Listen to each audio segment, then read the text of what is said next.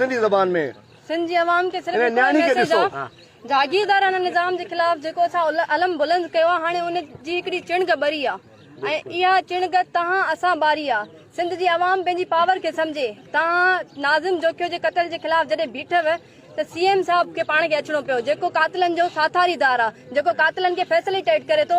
मुंहिंजे केस में वाज़े शइ आहे जेके मां बार बार प्रेस कॉन्फ्रेंसिस कंदी रही आहियां, बार बार मां विद प्रूफ्स ॻाल्हि कई आहे, मां काई ॻाल्हि विदाउट प्रूफ न कई आहे। सिंध गवर्नमेंट तव्हां ॾिसो त हिननि जी साथारीदार आहे। तव्हांखे हिकिड़ी शइ मां वाज़े कया, पाकिस्तान पीपल्स पार्टी जो छा मंशूर हुयो, भुट्टो ज़ुल्फ़कार अली भुट्टो साहब छा चयो, जागीरदाराना निज़ाम खे असां रिजेक्ट कयूं था। ऐं हिनमहिल ॾिसो सभई सरदार सभई जागीरदार हिन ज़रदारी लीग में गॾु थी बीठा आहिनि। त तव्हां बि सुञाणो हुननि खे, तव्हां वोट उनखे ॾियो जेको तव्हांजे दुख सुख में तव्हां सां गॾु हुजे। अहिड़नि जागीरदारनि खे तव्हां इलेक्ट न कयो।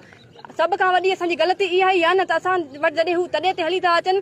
सिंध जी अवाम खे सिंपल रिक्वेस्ट आहे, तव्हां वटि कोई बि अहिड़ो जागीरदार सरदार अचे थो जेको तव्हां सां ठाह जी ॻाल्हि करे थो, तव्हां जागीरदारी निज़ाम नामंज़ूर जा नारा लॻाए करे उन्हनि खे भॼायो। जॾहिं तव्हां उन्हनि जे गिचनि में हथ विझंदव, जॾहिं तव्हां उन्हनि जी रस्ता रोकंदव, तॾहिं ई सिंध ख़ुशहाल थींदी। वाकई अगरि चाहियो था इनकलाब अचे, वाकई अगरि चाहियो था जागीरदारनि खां असांजी जान छुटे, त तव्हांखे बीहणो पवंदो। सिर्फ़ तव्हां बीह रहो। अॼु सोशल मीडिया जो दौर आहे, तव्हां उन्हनि खे एक्सपोज़ कयो।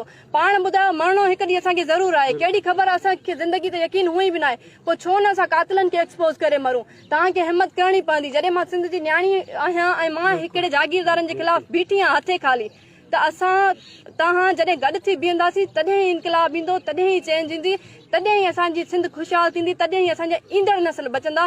सिर्फ़ु हिकिड़ी तव्हां सां गुज़ारिश आहे त ख़ुदा रा अखियूं पटियो, अञा केतिरियूं असां कुर्बानियूं ॾियूं।